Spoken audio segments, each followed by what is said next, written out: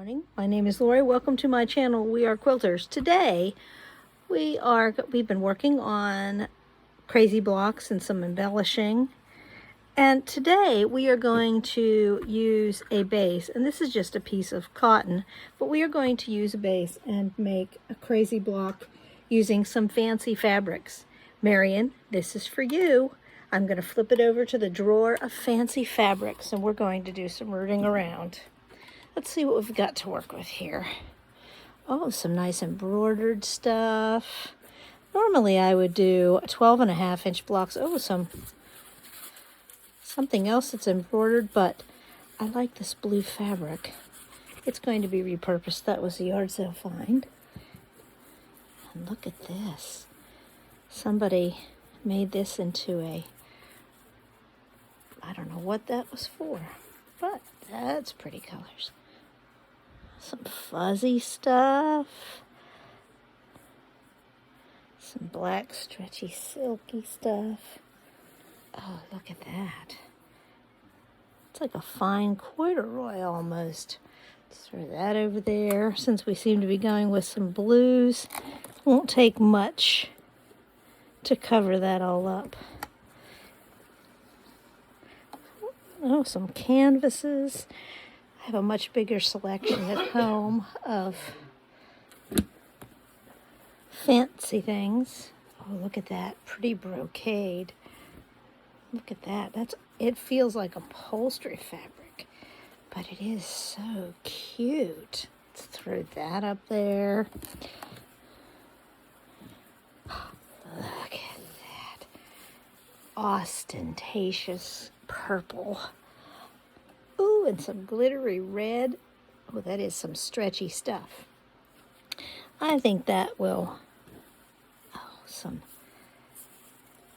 satin of some sort. I'll throw that one up there too. You never know. When we start putting it together, you never know. Let me flip this back up here so we can look at our little pile of stuff. Now, normally, as quilters, we don't work with so many of these fabrics because they're thin or flimsy, or like this piece of satin, it is shreddy, and you have to treat it differently than you would treat cottons. So we tend to steer away from these when we're doing piecing, but I've seen some pretty fancy Victorian crazy quilts, and they certainly didn't shy away from silks and satins and pretty things. So let's uncover this plain square again.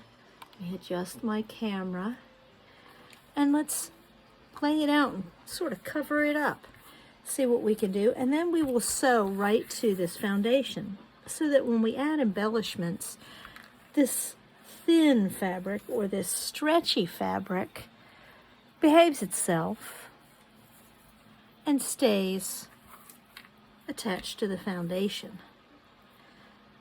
So this is to make it, using a foundation with these fabrics is to make it more durable and stable. So let's start with a blue corner, but I don't want it to be quite that big.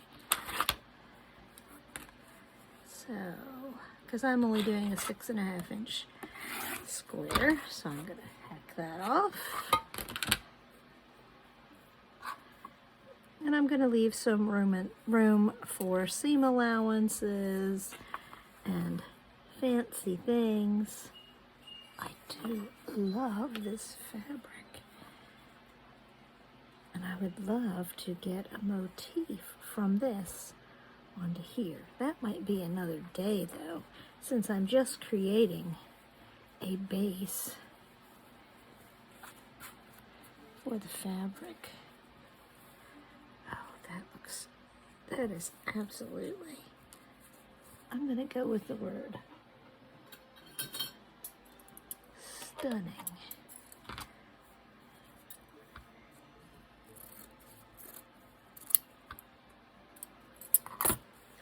That looks so 80-ish, doesn't it?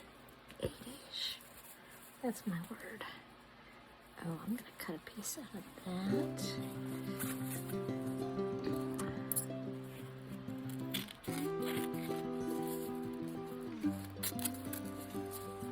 I don't know what the intent was for these little pouches that don't have zippers, or I don't know what they were for in 2002, but I like the fabric and I'm going to use it now.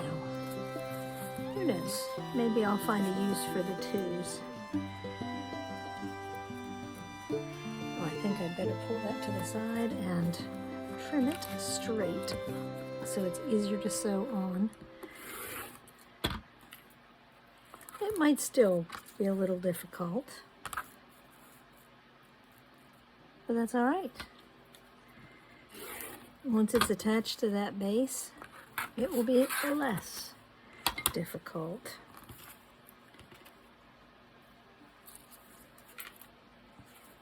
And there is a definite right and wrong side. This side is definitely shinier. Now I need something else for there. Should it be the red? Should it be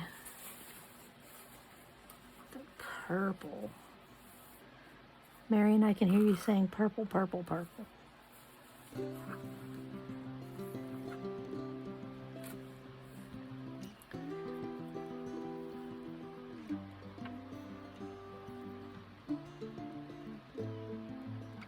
I think that is what I'm going to go with. A piece of that purple.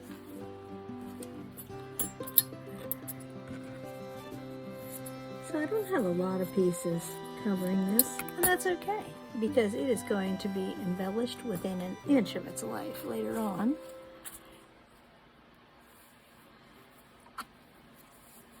Oh, and that would have looked good in there too, but it's okay. We're going to go with the colors are here,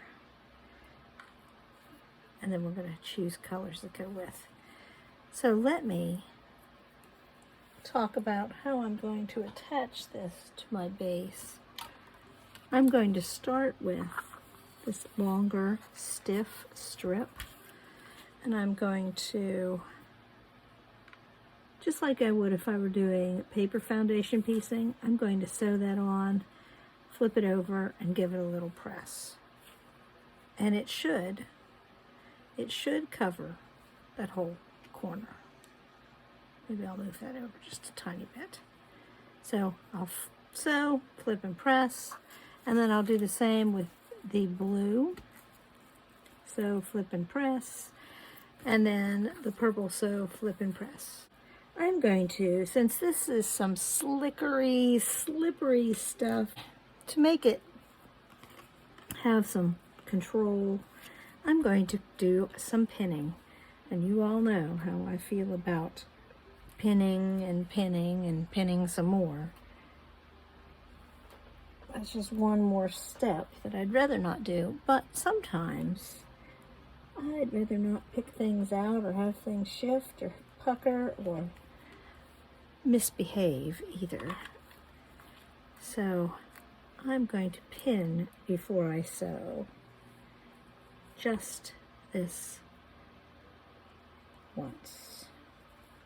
Be right. Now, while I'm sewing onto the foundation, I don't have a 1/4 inch foot on this machine, but I tried to keep it as close to a 1/4 inch seam, or maybe a little bigger, because depending on the size of the fabric, to keep things from fraying and coming apart. I'm doing a lot of trimming edges off to make things straight so they line up easier with this. Normally with cotton, I wouldn't bother. I would just do it afterwards. But with this slippery stuff, I'm thinking ahead of time, and having straight edges to work with is probably the best course of action. More pins. But it will be beautiful when it is all finished. Here it is, all sewn together. And you can tell it needs trim. But before I trim it, I am going to take it back over to the sewing machine. There's my foundation, my cloth cotton foundation, and I'm going to stay stitch around all of the edges carefully so that when I trim it, I won't have a frayed mess. Let me go take care of that and we will do some trimming. You can see the stay stitching. So that will help even when it gets put into another project. I'm going to trim it now so we can have an aha moment. This block was cut at 6.5. Normally I'd cut it a little bigger just to give me some more room, but I decided I was going to cover it exactly today.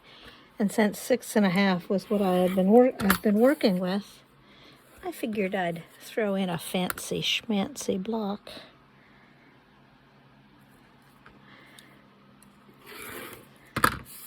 This is the true aha moment, the big reveal.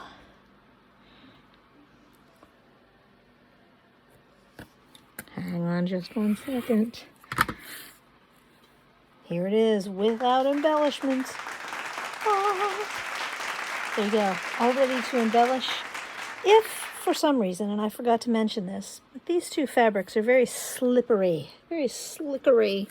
If you are having trouble with that, you just take a piece of tissue paper like you put in gifts, put it between them, do your pinning, and that cuts down on them sliding and slipping over each other as you sew them, and makes it easier to work with those.